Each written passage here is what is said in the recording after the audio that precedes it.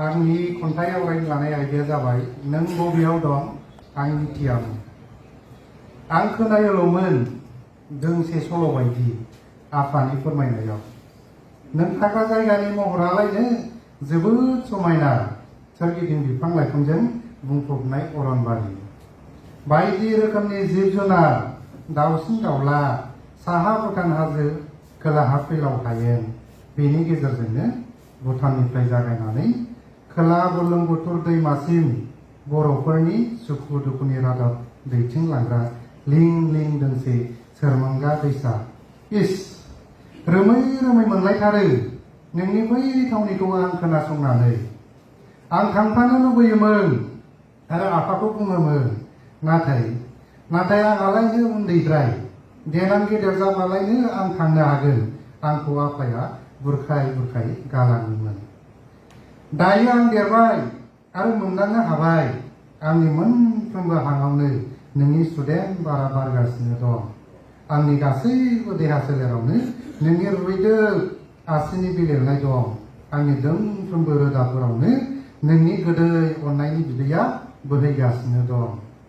आरो बिमा बायदि नोंनि अननायावनो आंनि जिउनि जागायनाय आरो जोबनाया दं।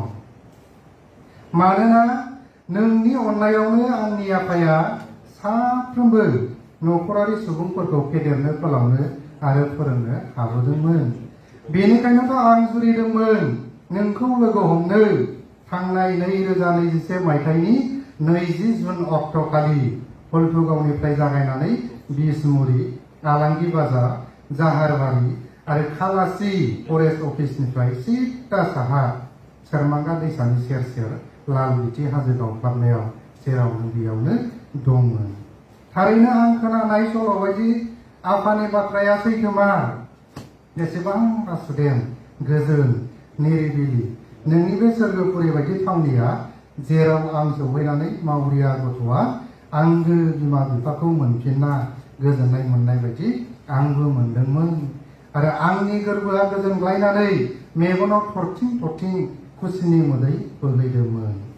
आयै, आं गाबज्रिदोंमोन नोंखौ नुमारैनो, नाथाय नोंनि मेगनाव मानिबा दाहानि मोदै गगासिनोसो दङमोन। आं मिथिदोंमोन आयै नोंनि मेगनाव मानो मोदै गदों, नाथाय मा खालामनो आयै, नोंनि समायना थावनि महरखौ नायनानै गोजोननो थाखायल' फैयो सुबुं माहारिया।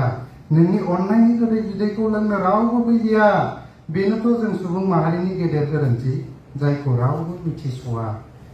नाथाय आयै, आं समाय लायो मालाया जिखि साना, नों आंनि बिमा, आं नोंखौ अरायबो सिबिगोन, फुजिगोन। मानोना आंनि जिउआ नोंनि अननायावनो थांनानै दं आरो नोंनि बिखायावनो आंनि जिउआ अराय थागोन। गोजोन्थों।